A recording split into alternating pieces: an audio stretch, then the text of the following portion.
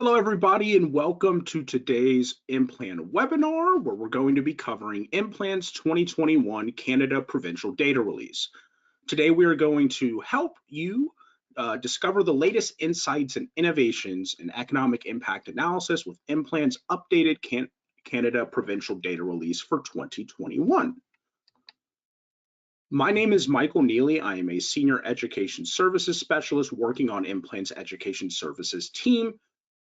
Joining me for today from IMPLAN's data team, we are very fortunate to have Ashley Bickel, who is our International Economic Data Developer.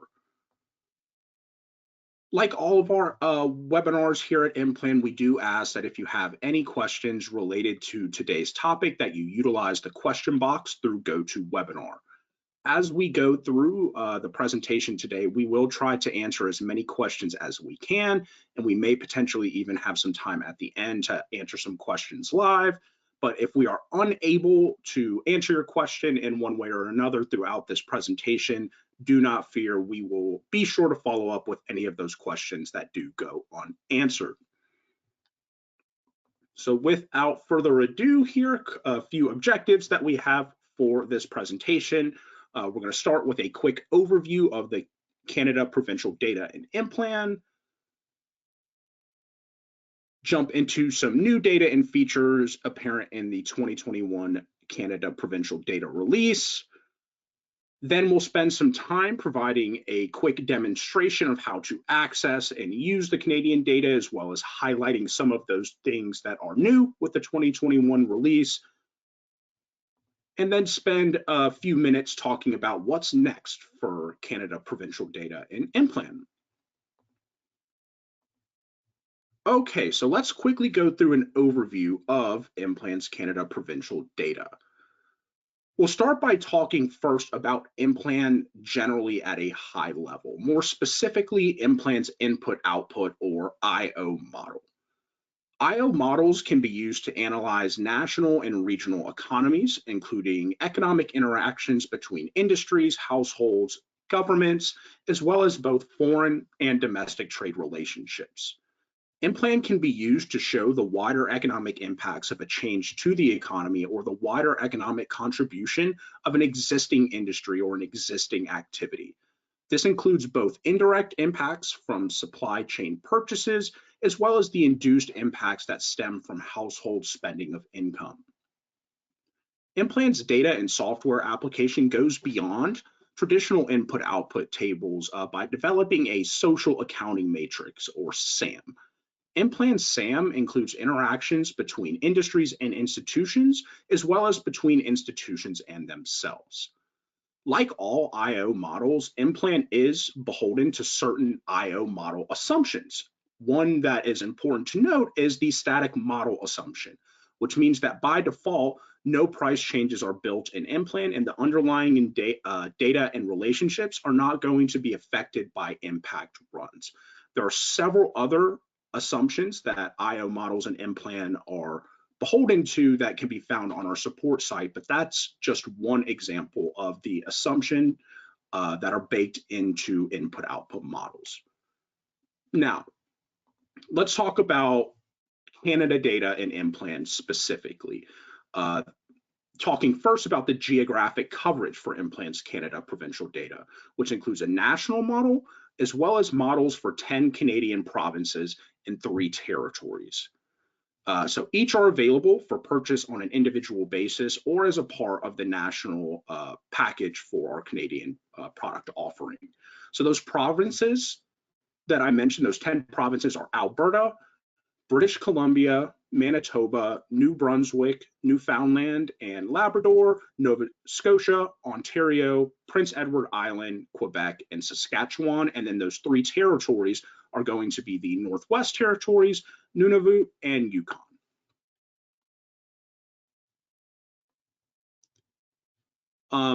Thinking about the industry coverage for our Canada data, it's a little bit different than the US-based data.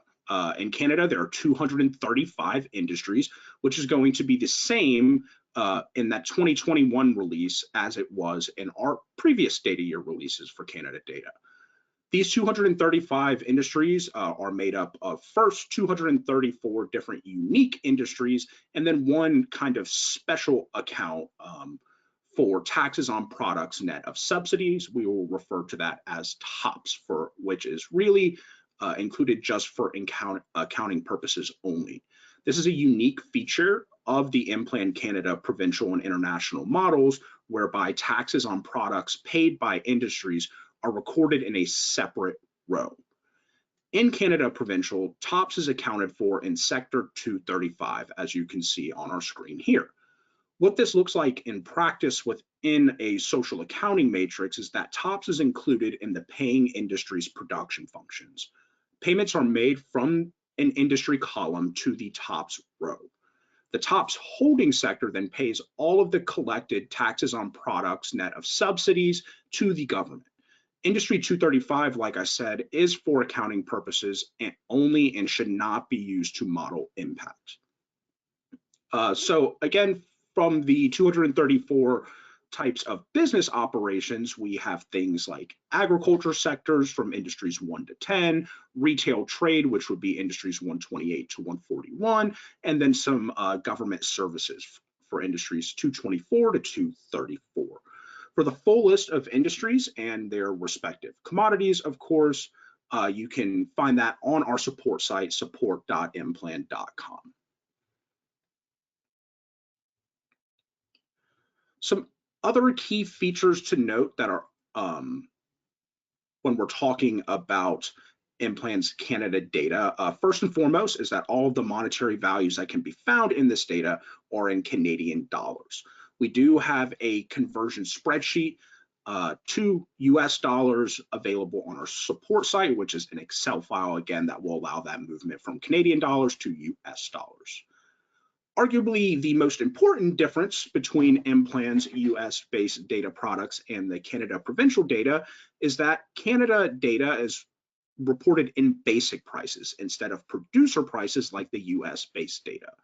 What this means is that the prices we see in the Canada data are the prices of goods and services before any taxes have been added, and inclusive of any subsidies received, thus reflecting the amount retained by the producer as a result of sale or production. And again, like most things, we have a ton of additional information that can be found on this nuance on our support site, support.implan.com. Now, as far as the cadence of annual Canada provincial data releases, those are going to be in accordance with the raw data released from Statistics Canada. So that is how those will be released. So now that we've gone through a quick overview of Canada data in general, I'm going to go ahead and pass the mic off to Ashley to take us away. It's all yours, Ashley. Thanks so much, Michael, and thank you all for joining us today. So as Michael mentioned, I am the International Economic Data Developer responsible for the production of our Canada provincial data. I'm here to highlight some of the new data and features in our Canada 2021 release. These include the expansion of the tax impact report, additional transfers data in the social accounting matrix, some label changes that are more descriptive and better aligned with our raw data source, as mentioned by Michael, that is Statistics Canada, some new commodity margin data, and finally, our new employment and income conversion sheets. For the full list of new data and features, you can check out the 2021 Canada Provincial Release Notes on our support site, which is support.implan.com. Oops, sorry about that. The first improvement that I'd like to highlight is our expansion of the tax impact report. We now have estimated tax impacts by level of government, as well as by more detailed tax categories.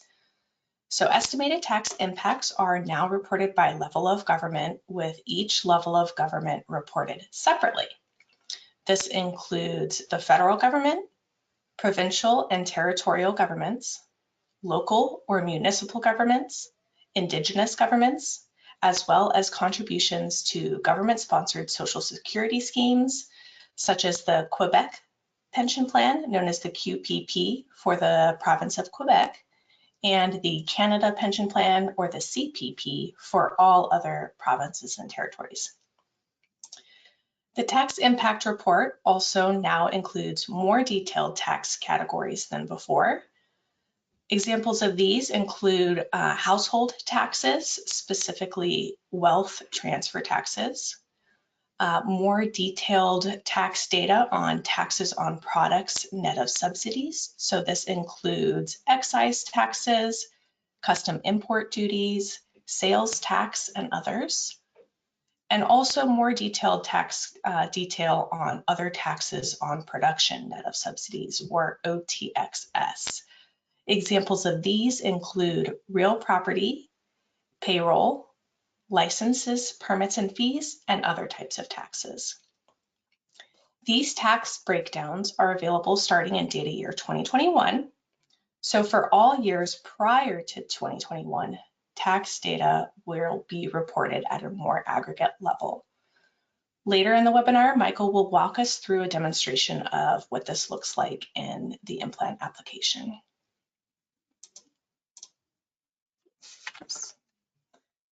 We've also added some more detailed transfer data in the social accounting matrix. So as Michael mentioned, a SAM expands upon the traditional IO tables to include transactions between industries and institutions, and between institutions themselves.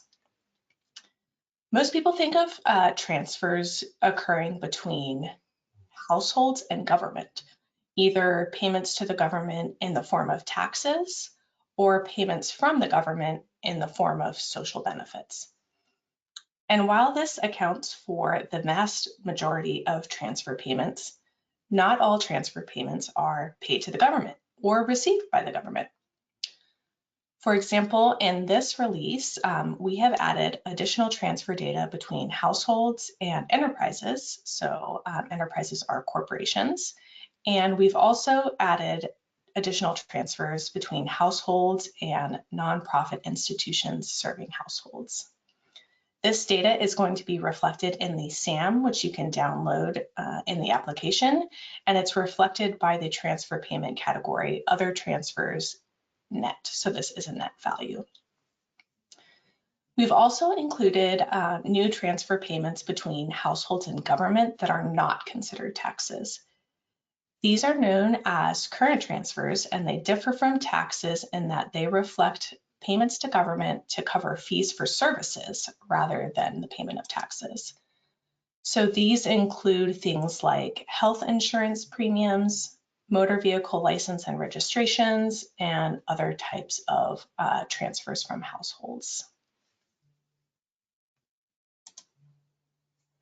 Another change that you'll see in the application is more descriptive industry scheme labels, specifically for industries 217 and higher.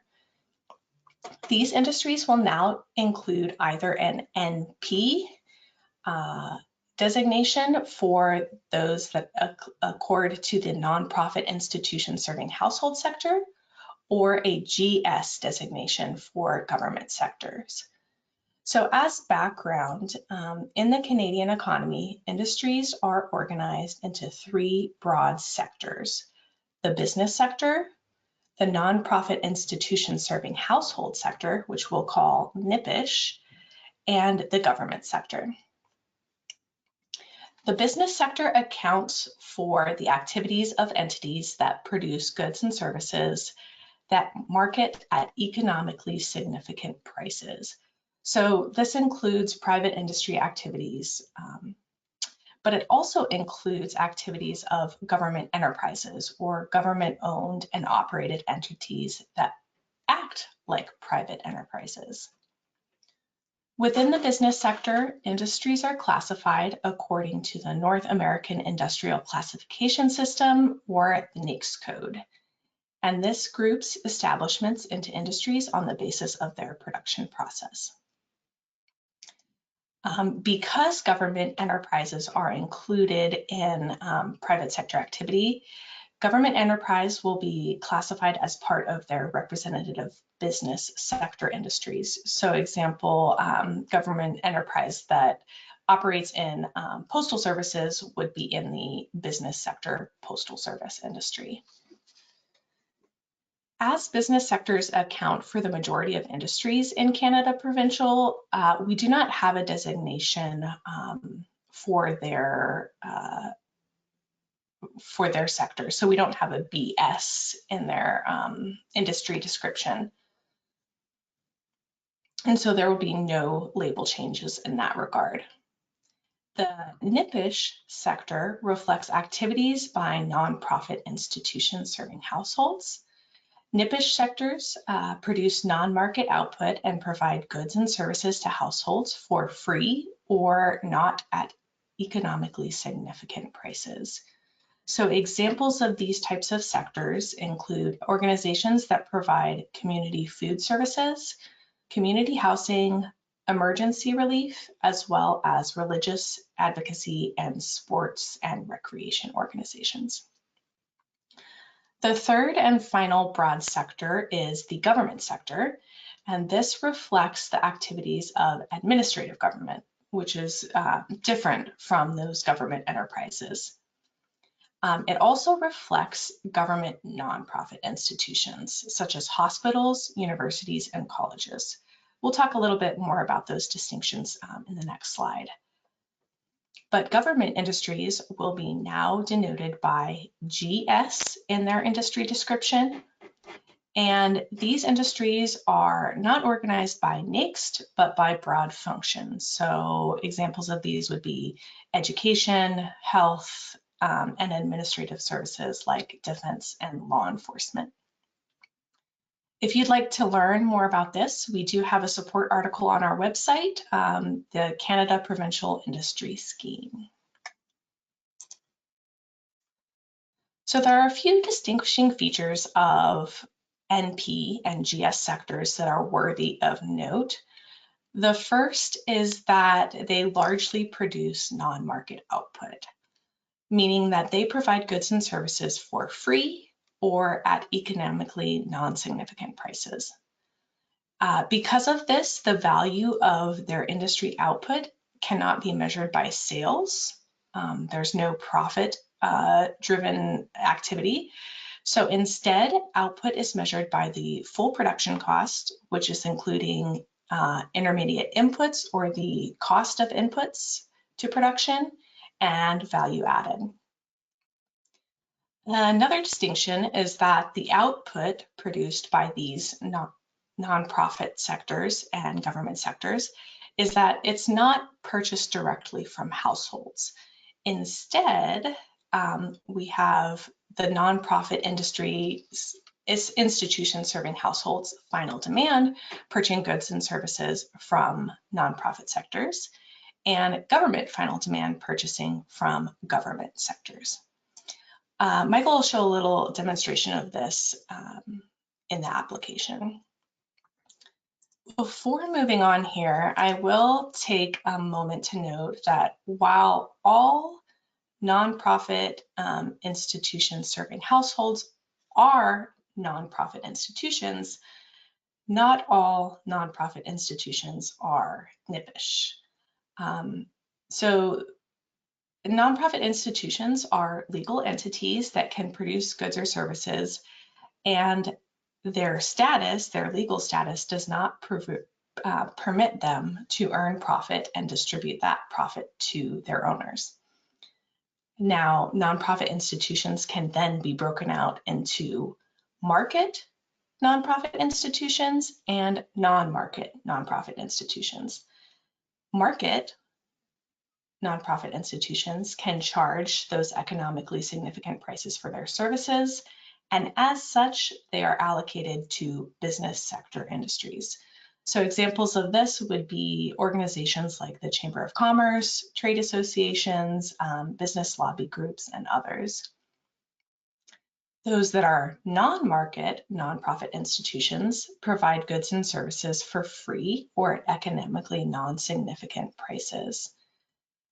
Then non-market nonprofit institutions can then be broken out even further. So when non-market nonprofit institutions are heavily influenced, meaning they are either controlled or financed by government, then they are generally classified as the government sector. So this would be some schools, colleges, universities, and hospitals. So these are the sectors that are identified by GS. The others that are not heavily influenced by the government are allocated to the NIPISH sector. So the NIPISH sector, as I mentioned before, includes professional associations, trade unions, political parties, churches, and cultural, recreational, and sports clubs, as well as charities such as the Red Cross. Another label change that you will see in the application is related to the components of value added. So proprietor income is now gross mixed income, and other property income is now gross operating surplus. So you may be wondering why we have made these label changes. And the primary reason is that they are more in line with our raw data sources, derivation, and terminology. So taking kind of a step back, countries all over the world collect and compile measures of economic activity and produce statistics about their national economy. And this includes industry statistics such as total output and value added. At its most basic conceptual level, value added is that difference between an industry's total output and the cost of its intermediates inputs, or the inputs used in producing their output.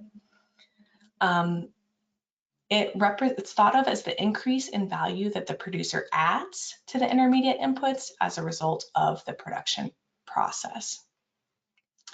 Now, the exact components of value added can vary depending on the valuation convention used and a country's underlying availability of data.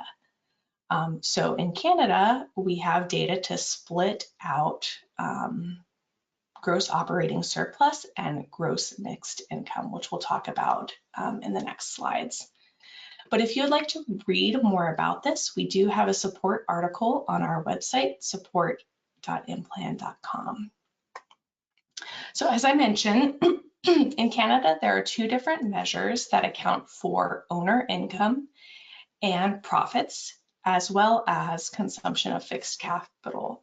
These are gross operating surplus, or GOS, and gross mixed income, or GMI. So in Canada, gross operating surplus represents income and consumption of fixed capital of producers that are incorporated. So when a business is incorporated, that corporate entity is legally separated from their owners. The implication of that is that for those incorporated businesses, there's a very clear distinction between compensation of employees and gross operating surplus. And so they are reported separately. I will take a moment to note that in an impact analysis, gross operating surplus is assumed to go to recipients outside of the region and will not generate induced effects. On the other hand, we have gross mixed income. This represents income to producers that are unincorporated. So in this case, the business is not legally separated from their owners, and the owner could pay themselves as wages as salaries, or as returns to capital or their profit.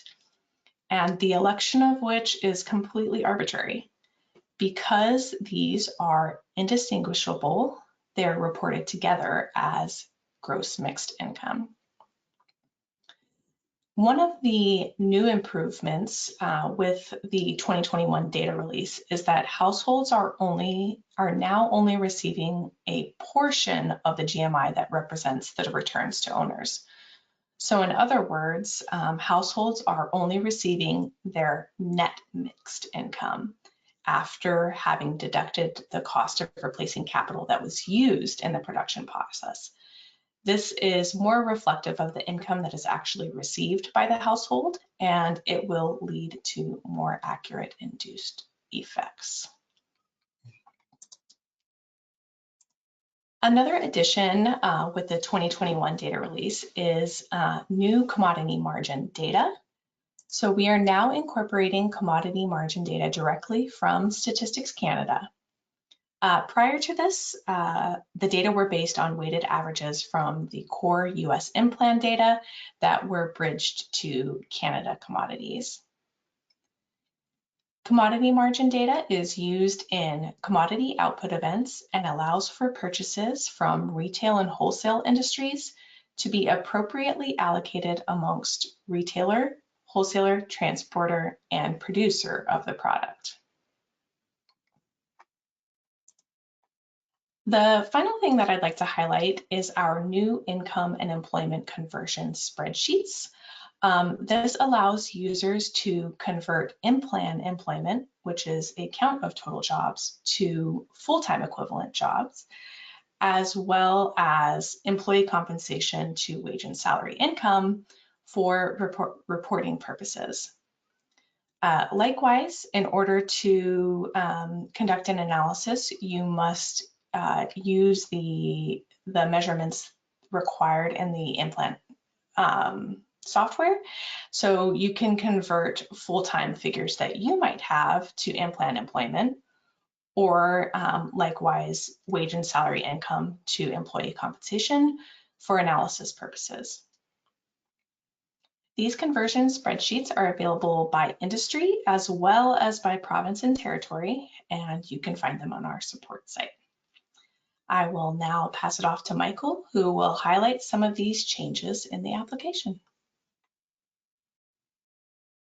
Awesome. Thank you so much, Ashley. And without further ado, like she said, we're going to jump into IMPLAN now and go through a demonstration of how to access and utilize the Canadian data within IMPLAN, as well as calling out some of these new changes with the 2021 Canadian provincial data release. So jumping into our IMPLAN dashboard, first and foremost, how can we access the Canada data? There's a few different ways you can go about doing this. The first, which is arguably the most straightforward, would be on a project by project basis. And what I mean by that is that you can create a new project utilizing whichever industry set that is needed for that project. A few different ways how you can go about this. First and foremost, underneath our recent projects widget, you will see this blue circle icon with a plus in the middle. If you click on that, you will be able to create a project and specify a few project-specific identities. For example, if we wanted to start a project in our Canadian data, we could give it a name and specify the 235 industry set. For most of our users, your default account preference is most likely set to 528 industries, which would access the US-based data. If you would like to use the Canada data, you just need to make sure to change this industry set to 235 industries Canada. Once we create the project, you will now be navigated to the region screen where you can find all of the available Canadian regions. Additionally, if you would like to set this to be the default for your account, you can navigate to the top right. I'll zoom in just a bit here, click on your avatar and navigate to the profile page where you're able to set some default preferences. The first of which, like we just saw on that create project option, is the industry set.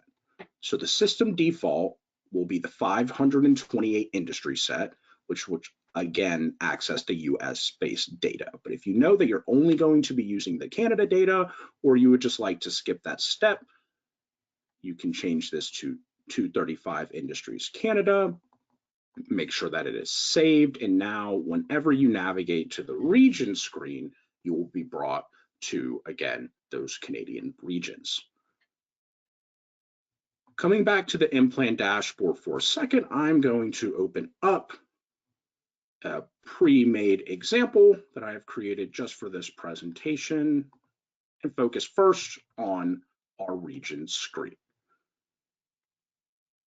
An important thing to note about Canada's data in IMPLAN at this time is that we have data years from the newest 2021 model going all the way back to 2017, which again, each would follow the 235 industry set and all of those improvements to value added labels that Ashley mentioned earlier. However, an important thing to call out, just to be emphatic here, is that those detailed tax line items that were an improvement in 2021 will only be available in 2021 going forward. All previous data years will not have that detailed split out, and we'll see that on the results end of this project here in just a moment. When utilizing the Canada data, there are several things that you may be used to being able to utilize as far as functionality and IMPLAN tools go that are also available. One that is called out pretty clearly here is the ability to combine regions.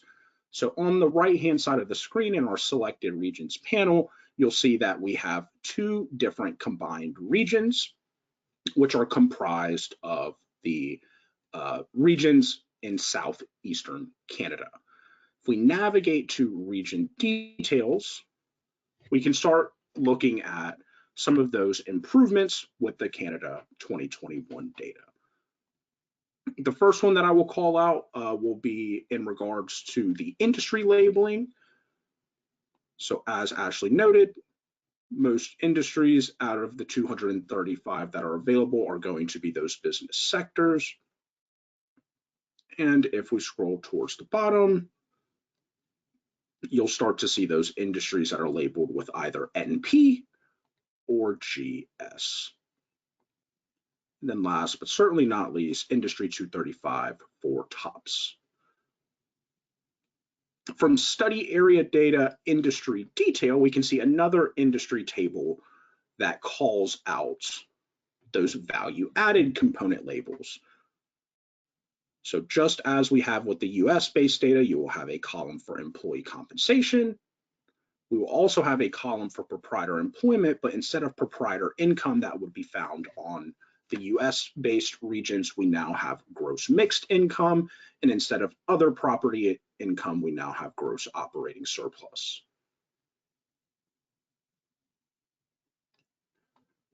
Now to call out some of those unique characteristics of the NIPISH from the household commodity demand table, I want to note that, as Ashley had said, those nonprofit institutions primarily serving households, or NIPISH, are only going to purchase commodities from those NP industries.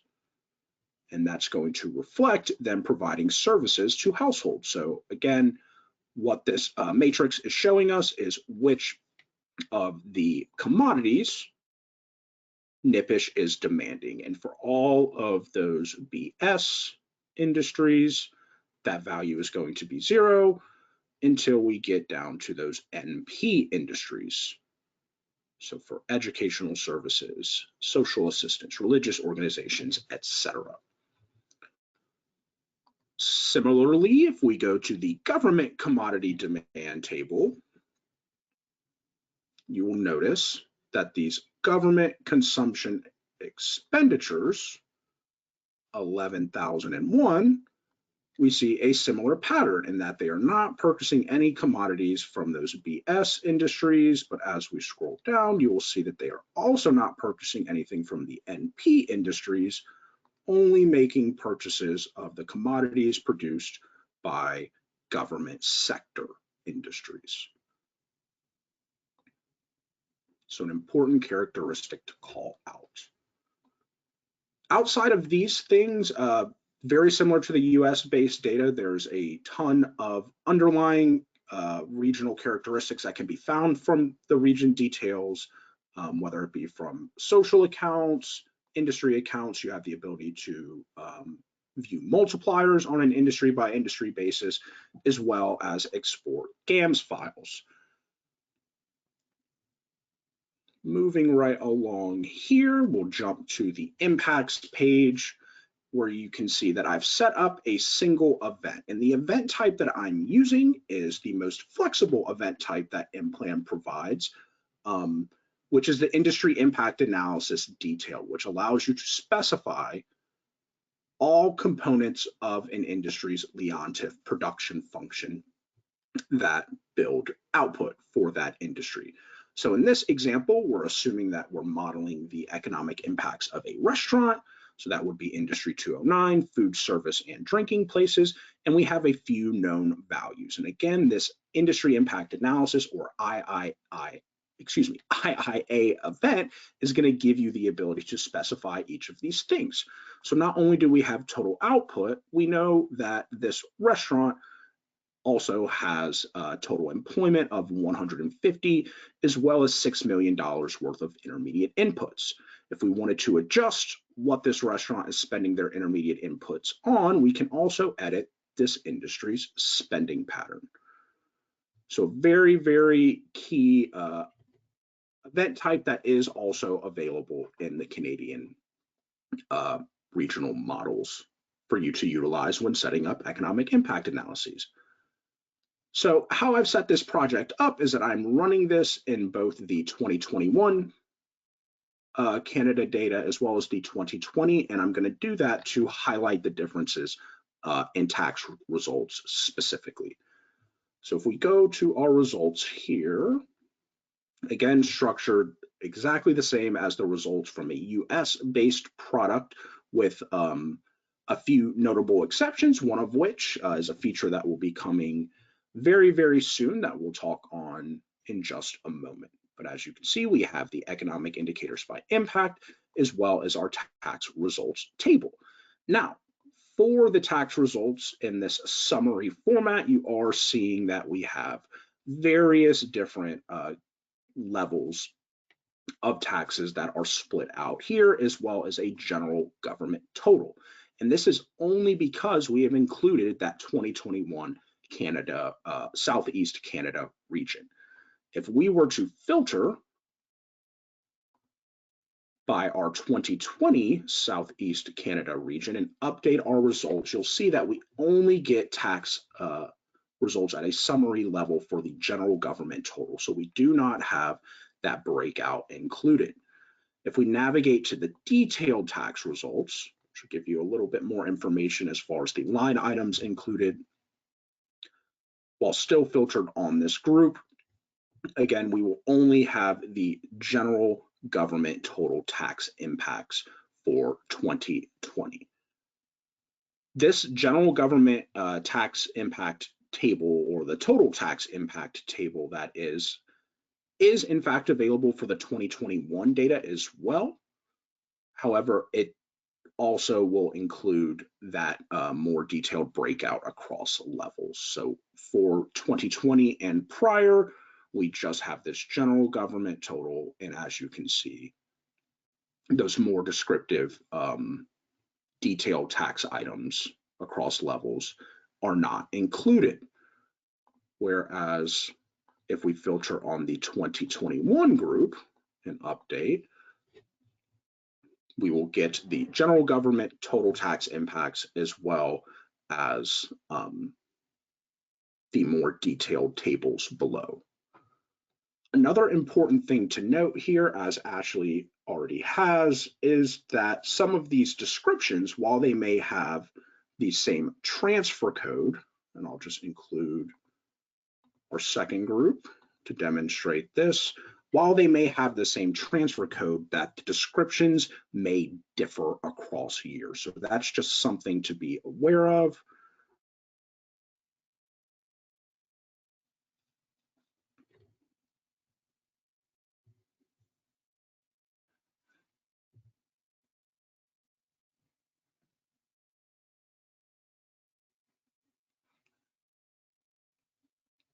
Another important thing to note here is that the general government's total tax impacts is essentially just a summation of all of these more detailed tax tables. So we have our federal general government tax impacts, provincial and territorial general government tax impacts, local general government tax impacts, Indigenous general government tax impacts, which we have not included any of the regions where this would be applicable. So these are all 0. We have our Canada pension plan tax impacts, our Quebec pension plan tax impacts. We did include Quebec in our combined region, so we are getting values here. But each of these more detailed tables would be summed in the general government total up here. So very important to call that out. Now, as far as the transfer codes and the descriptions, here is a good example of that, lines 14 and 15 in this general government total tax impacts. Our transfer code is 15027, and you can see that across data years that these have different descriptions.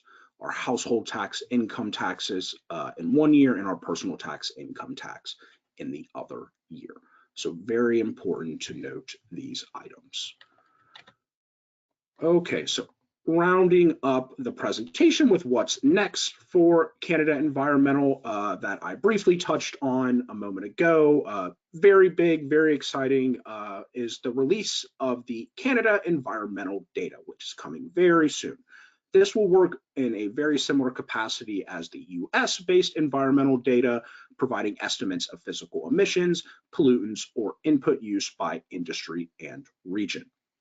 There will be 8 broad categories, all the way from air releases to greenhouse gases and water withdrawals. All right, so as we wrap up the presentation, I know we have not had a chance to answer each of the questions that have come through, but remember, as we're finishing, if you have a question, please pop that into the GoToWebinar question box or follow up at support@implan.com, and we'll be sure to answer you there. If you would like to schedule a personalized demo to explore what data is included in IMPLAN Cloud, run through your specific project in IMPLAN Cloud, or see what metrics are included in the results of an IMPLAN Cloud project, you can do that at implan.com/demo or email sales@implan.com. For personal support, just mentioned one of these options. You can always email support@implan.com, and somebody from our CS team would be happy to assist. We also have a community forum, support.implan.com/these things in order to access that. As always, our support site is a 24/7 resource that provides a ton of additional information, whether it be about the Canada data specifically or the US-based data. So Ashley, apologies for taking a little bit too long there. We will not be able to answer questions live. I know that we've had a few roll in, so we will be sure to follow up with those. With that, I'd like to thank everybody for joining us, and thank you to Ashley for helping lead us through the bulk of this presentation. Thank you, Michael. Thank you all for attending.